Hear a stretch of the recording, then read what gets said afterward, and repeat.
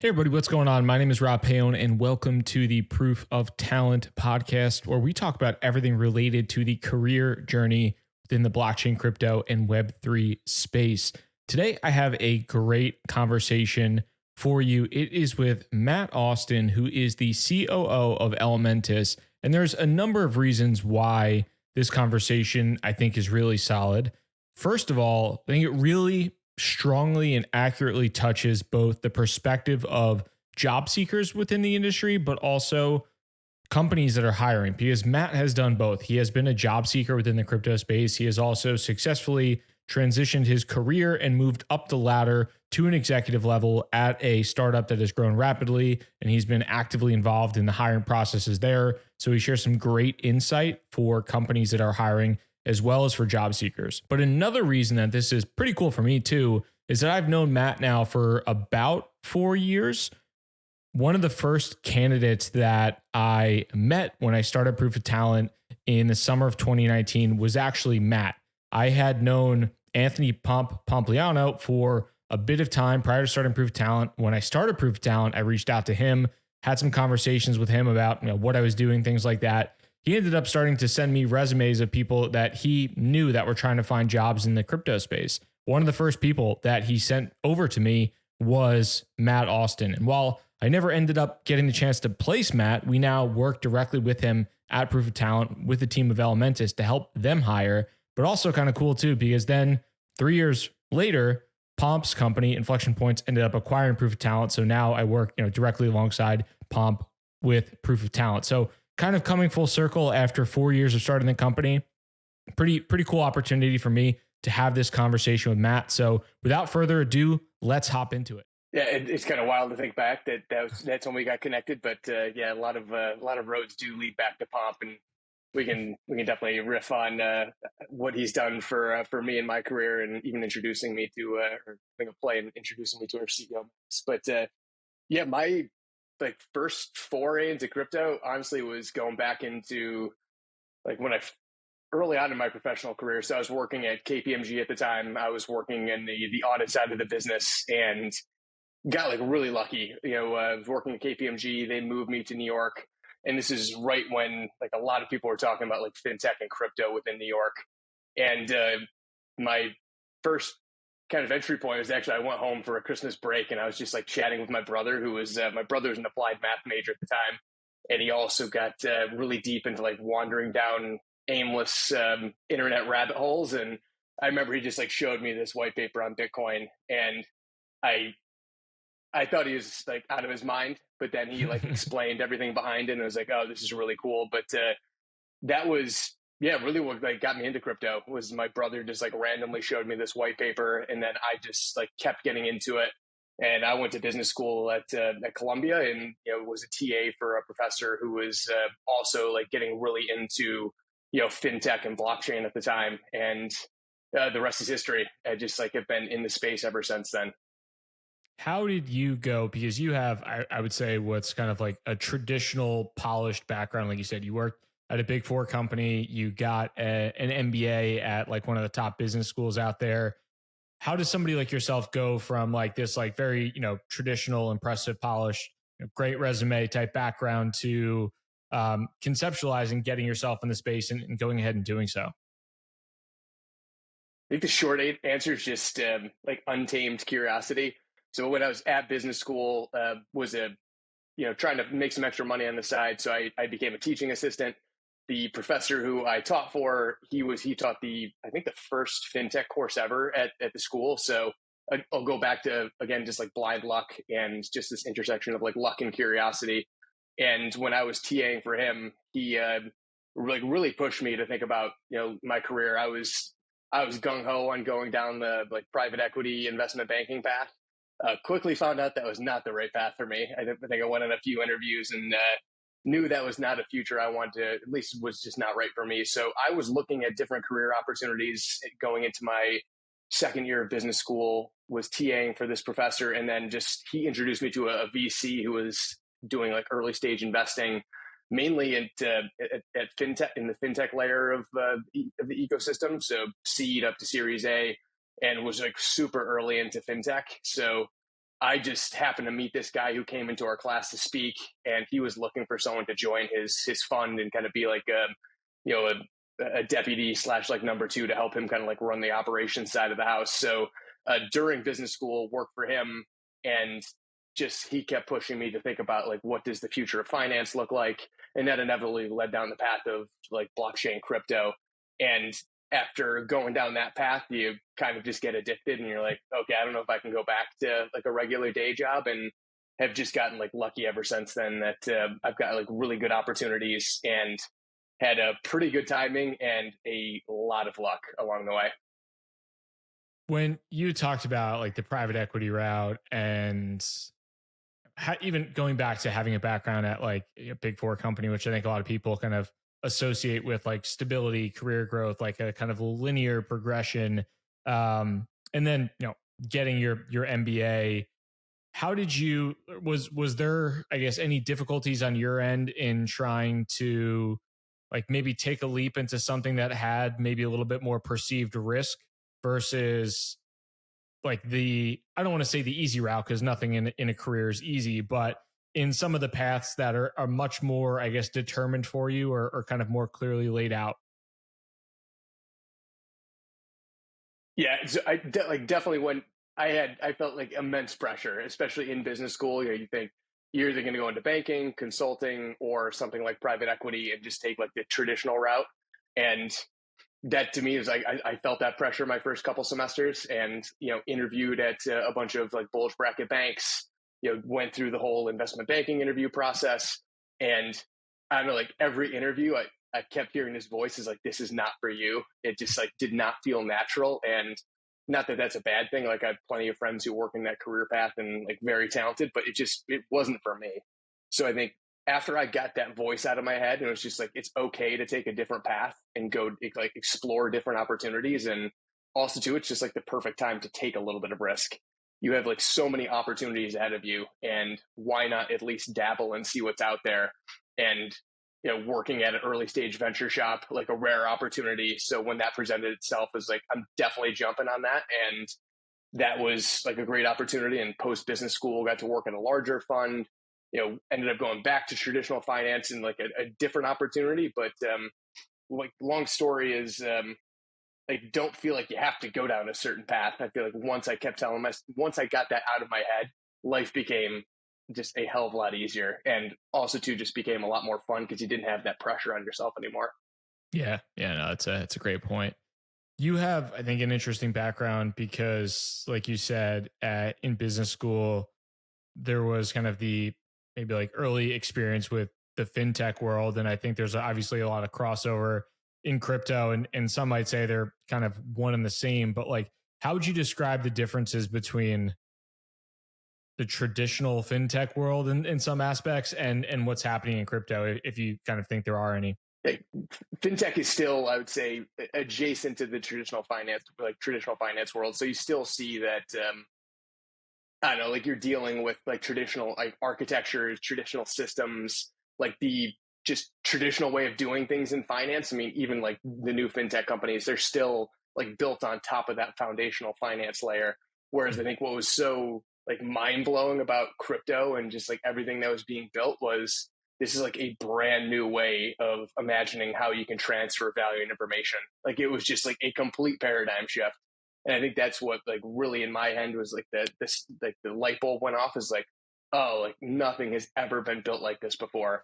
And then when you go out to like meetups, even when it was back in this is like 2017 timeframe in New York, there were actually like what, I don't know if you remember these, or like Yeah, actually people like meeting to read white papers like during the I day, remember. like, and that was like to me so mind blowing. So I'd be working I was at JP Morgan at the time, like a lunch break, I would head down to like Brooklyn, and you'd read a white paper on, I'm making this up, like Filecoin or something. And you'd go to these meetups, and it would just be so many like smart people who were all focused on building like a brand new way of just transacting. And to me, that was like so cool. So to finally answer your question, I think the like juxtaposition of the two is fintech is still very much anchored to that traditional finance world, where like crypto and web3 is just like a brand new way of envisioning what the future could look like, especially the future of finance.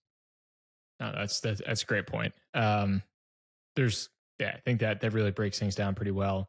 Thinking about where you're at right now, how did you find your role? Because I know from 2017 till now, there have been a couple different kind of roles you've had, a couple different companies you've worked at. How did you end up finding the company that you're at now, Elementus?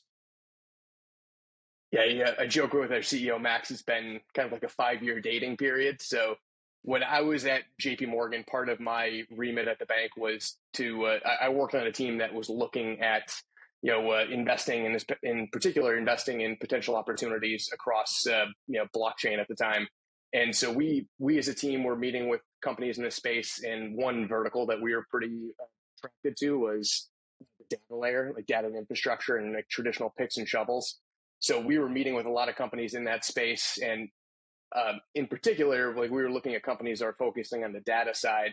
We had a lot of inbounds from private wealth clients, large corporate clients, all trying to like make sense of what was happening on chain. And me and my team were spending a lot of time like actually going through block explorers, and we're like, holy, I guess I can't swear. I was like mind blown. There's like, this is the way that okay, holy shit, like we have to look at a block explorer, and this is how we're accessing data. We're used to like pulling up Bloomberg terminals or looking at FactSet, like tooling that was making our lives really easy in the traditional like banking side. And now here's this world where everything's like open, permissionless, anyone can access it, but it's really hard to access the data. So we saw that as a big pain point, and we were looking at companies that were hopefully finding opportunities to solve for that. So long story short, we came across Max was introduced to our team. Max Galka, our CEO at Elementus. Was just starting the company at the time, came into the bank. I think it was maybe 2 people at the company. And he just like went through an early demo of the product and what he was focusing on, and his background. And it was just like, this guy's definitely onto something. And had that like gut feeling that this is a big opportunity. And we didn't end up investing because we typically looked at companies like Series A and beyond, but we kept in touch ever since then. And it was meeting up for coffee in New York, like making intros for each other when helpful. And then about a year ago, he called me up and was closing an additional round of capital, was looking to bring someone on the ops side, and said, do you want to join? And going back to the dating comment, it's like, had gotten to know this guy really, really well, saw someone who had like incredible vision, impressive background, and it was just someone who I had a lot of trust and respect for. So when the opportunity came up, it was an enthusiastic hell yes, and been at the company now for about 15 months. Nice. So I think over the course of 15 months, there's been a lot of growth for the company at Elementus. What's that been like, kind of going through that period of growth as, I guess, an employee of such a company? It's the most exciting time to join a company. I think it's the most chaotic, but yet the most fun, because you're trying to build the foundations for this company to scale in the long term. So it's like putting in the systems and processes, but also to like remaining, iterative, agile, et cetera. So I like absolutely love it. I, have been at a startup before this, and I feel like anytime you go into this environment, it's really hard to go back, because there is, I think, no place that helps you close feedback loops so quickly. Like every day I'm getting feedback on how to like improve and just like change the direction of the company.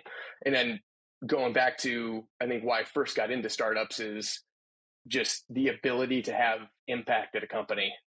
For those of us who have worked at larger companies, sometimes it's really hard to feel that you're like layered into like this hierarchical organization. Half the time you're just like putting together PowerPoints for like multiple layers above you, where here it's like I close my laptop every day and I do think to myself like, wow, today was a good day, like made incremental improvement and I can feel it. So that is that is like the best part of being at this stage of the company right now. And it is a hell of a lot of fun. Yeah, it's a great point. And I think there's a lot of people that have challenges or thoughts maybe sometimes around leaving larger companies. And I think that's, to me, that was always like one of the benefits and one of the reasons like I wasn't a huge fan. I started my career at a small company, like 60 people, ended up working at LinkedIn and was at NetSuite, which got acquired by Oracle, and like working at 100,000 person company was just not for me. And it is for a lot of people, and more power to them. But I think for somebody like myself, and sounds like for yourself too, like being able to see the tangible results of what you drive and how it can actually have an impact on the business in a positive manner was kind of important for me. And previously I was in sales roles, so I had some impact. But when you're working at a company that does like $10 billion in revenue a year, your $1 million quota is not really moving the needle that much on what's happening, for the company. Yeah. And I guess maybe to add on to that a little bit is I think there's a lot of people who like throw shade on bigger companies and they hate on the experience. And I would say I'm pretty much in like the opposite camp. I think there's actually a ton of benefit to working for a bigger company. I'm really grateful I had those experiences. I don't think I'll go back. But I'm grateful I had them, because if you can navigate like that large hierarchical organization and like push your agenda forward, I do think it like there's a lot of carryover skills that you can bring to a startup. So I think even with my first startup, there was just like a lot of even just like tangible skills from JP Morgan that I brought, that I think if I didn't have those prior stops on my resume, I don't know if I would have been as successful. So I think there is a middle ground, and it's not always binary, where I think some people in kind of startup land, where it's, if you work at a big company, like you have like that scarlet letter of bureaucracy, and I take a different approach to it. Yeah, it's an interesting point, because a lot of times when we're working with companies in the hiring standpoint, most of the companies we work with at Proof of Talent are startups. Like actually, pretty much every company we work with is a startup. Usually below 100 employees, but sometimes we'll have candidates who like desperately want to work at a startup, and they might work at Oracle or they might work at JP Morgan, and they've maybe never worked at a startup before. And some companies look at that and they're like, it's an automatic disqualifier. If you are a job seeker in that role right now, if you're somebody who works at a big company, you want to work at a startup, like how do you think you would position yourself if you were them, coming from that background, really wanting to work at a smaller organization? Yeah, this brings back a little bit of flashbacks, because I think actually when we first connected, I had a lot of companies when I moved out to the Bay Area that did kind of disqualify me. They're like, oh, he's worked at like a big bank, automatic disqualifier. I think where I was able to break through was like a healthy degree of tenacity, and then like making it very hard for the other person to say no. And a lot of times it was just, I think my best recruiting tools was probably like Twitter DMs. So I would reach out to a ton of people on Twitter and just say, hey, like I see you're at a startup, you're in this position, I want to work. Here's the type of role I'm looking for, and here's how I can add value to the company. And I made it like put out a very easy proposition to say, can you just meet with me for 10 minutes? Like this is pre-COVID. So can you meet for 10 minutes for coffee? Or can you take 10 minutes for a phone call? I just want to like showcase like why I think I'm a good fit for this company in this role. And the hit rate, especially on Twitter DMs back then, was like really, really high. So I think when people see that and see a different approach, they like it, versus like, I'm going to throw my CV into, some endless, bottomless pit on the internet and just like hope someone looks at it. That just did not lead to good results. When I took that different approach and like got myself in front of the person, then I think it like really made a difference. And another hack would be, you could even like put together something like, if I was interviewing for an ops role or a biz ops role, I would put together like a biz ops plan, or like my plan for like what I would do in my first 30 days. And then it would show to the other person, like, this guy's taking this really, really seriously, and he has like a ton of desire to work here. Let's at least give him a shot.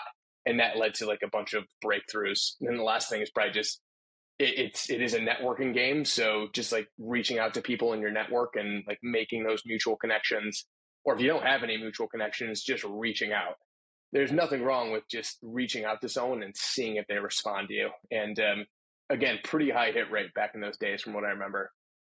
Yeah, I think they're all really good points and really good pieces of advice, because I think there are a lot of individuals that want to work in the crypto industry and maybe don't like, if you're a software engineer and you have a specific skill set that like very easily translates to a job description, it might be super easy to toss your resume in.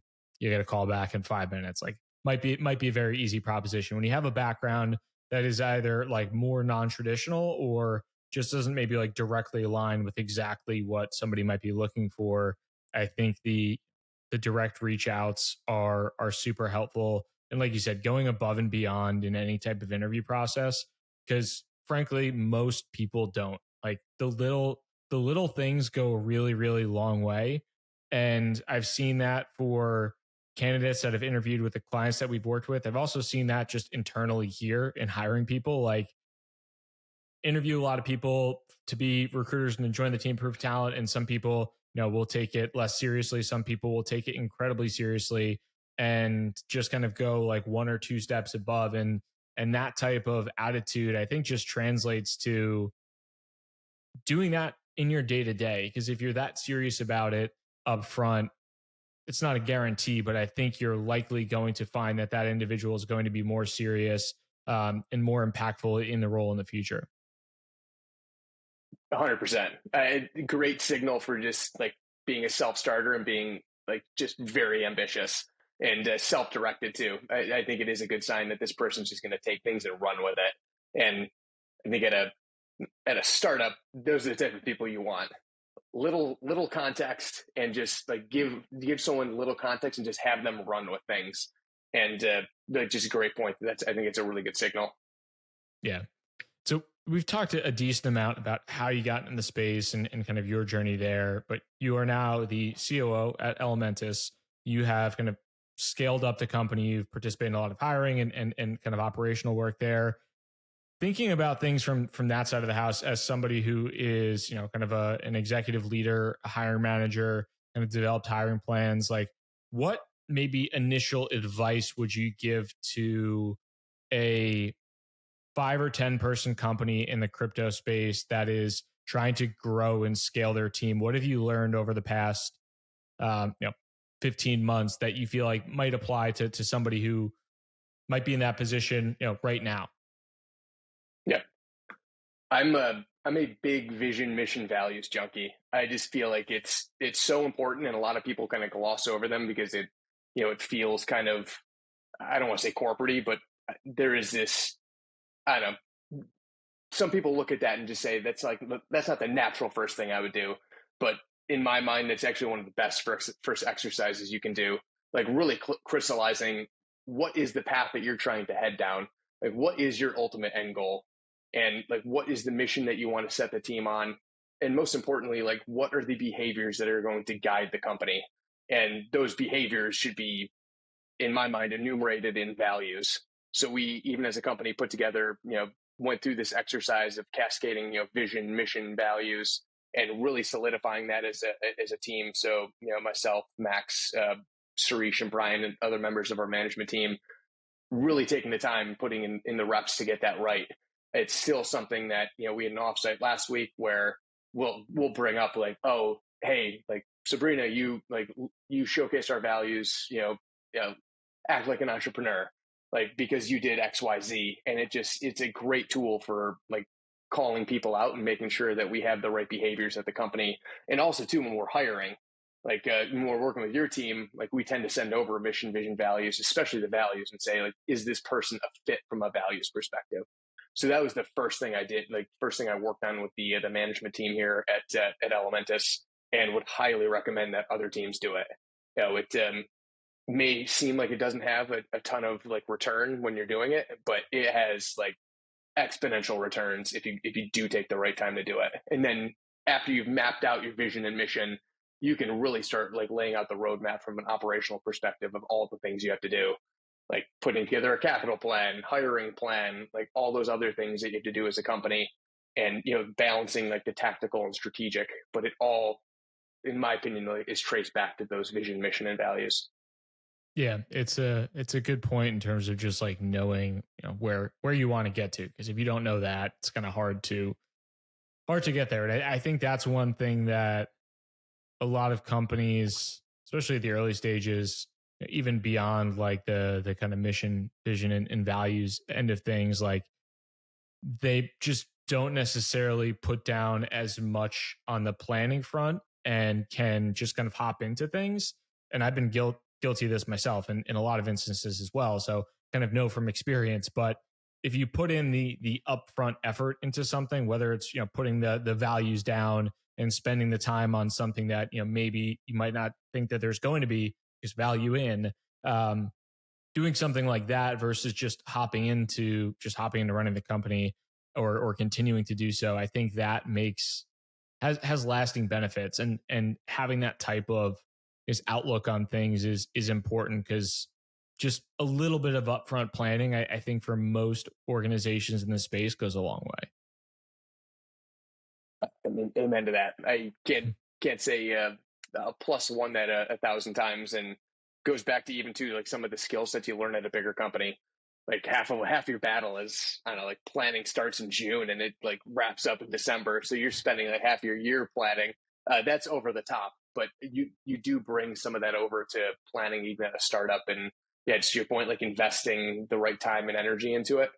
It's and making sure that the rest of your team has context about that too. Like why, what is your mission? Like how are you going to get there? So what is your plan? And then like being very good about just communicating to the company like, why we're doing these things. I think that's also super helpful. And going back to like an earlier point, and something else that I'd recommend is just like over communicate, provide a ton of context to the team, and make sure that there is that alignment across the organization and everyone's marching in the right path versus just like being haphazard and say like, let's move fast and break things. I think those days are, I don't know, a little played out, but yeah. yeah. I would definitely agree. Thinking, I guess, specifically on the hiring end, I don't know if you've had how much kind of involvement on like the operational processes behind hiring in specific go. Do you have any insights for companies on that front, as far as maybe either it's structuring proper interview processes, interview feedback, things along those lines? Yeah, I mean, first thing is like get your value, make sure that candidates align with the values, because those are the behaviors you want every employee to exhibit. And if your gut is telling you that someone is not right from a values perspective, just like stop wasting each other's time and respectfully move on. So I'd say that's the first thing is set that up. And I would say probably the other thing is set up a recruiting process where you're closing feedback loops quickly. I think the worst experience as a candidate is you get into the top of the funnel, like you have a pre-screen, it takes multiple days to hear back, and then you finally get in front of other people, and before you know it, it's like a 4-week interview process. I remember when I first moved out to the Bay Area and was interviewing with companies, like that was to me was so painful. Like you'd meet with an early stage startup and it would take a month to get through the recruiting process. And then if it's not a good outcome, you put in a month of your time to like get ready, and it takes time to get ready for interview processes. So just close feedback loops quickly. So that's something we do try to pride ourselves here is like we get feedback from the interview, we put it into our HR system, we close the feedback loop quickly with the hiring manager. If it's a fit, like move the person through and like keep the momentum going, like keep it going. Don't let the person sit in the interview process. And like just get, especially for talented candidates, like the biggest mistake you can make is losing a great candidate because they got caught up in just friction in the system. So that's something where I think we've worked really well with your team has been just move candidates through. And for the talented ones, we're going to move them through we're going to move them through damn fast. And we're not going to lose a candidate because of that. So that's made a huge difference. And then just, again, communicating with the team that you're working with, a ton of respect to Julia and your team, because her and I are just like always going back and forth on Telegram, like always in constant communication and always making sure candidates are in the funnel. Yeah, those are all great points. I think like one of the biggest things that we see always is slow interview processes lose candidates. Like internally, we're like time kills all deals, because it does. Whether it's a sales cycle, whether it's an interview process, if you have an extended period of time in which something takes, it's going to ruin things, because there's going to be more efficient companies that are going to conduct an interview in a timely manner. And while they're doing that, you're taking 4 or 6 weeks to interview somebody, and then by the time you're done, that person's already started another job. So it's one of the biggest things I think as far as interview processes go is trying to be as efficient as possible. It doesn't have to take 3 or 4 days, obviously, but like just being intelligent about the way in which you structure things and can provide feedback. And if you want to move forward with somebody, then don't take too long to think about it. And if you are really unsure about somebody, like there's probably a reason why that is the case. So either address that or let them go. But yeah, I think like time every single time we see an interview going a really long time, every day that happens, we're like, there's a less and less chance that this person is going to move forward. And it pretty much always rings true, unfortunately. Oh yeah. And if I'm the candidate too, from my Yeah. perspective, I just don't think the company is like really prioritizing my time, and they must just not be interested. So kind of like shame on us too if we leave that type of impression with a good candidate.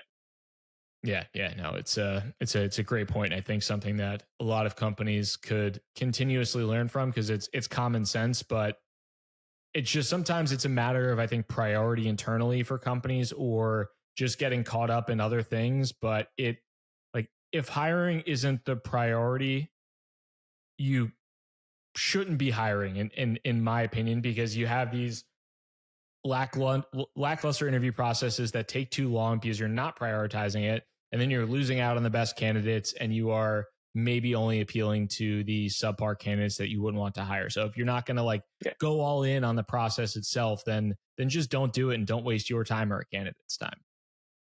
Well said. Completely agree. Anything that you want to leave off with at this point in time? I know there's been a lot of advancements for you and your team internally, or just like general advice that you have for job seekers or operators in the space at this point.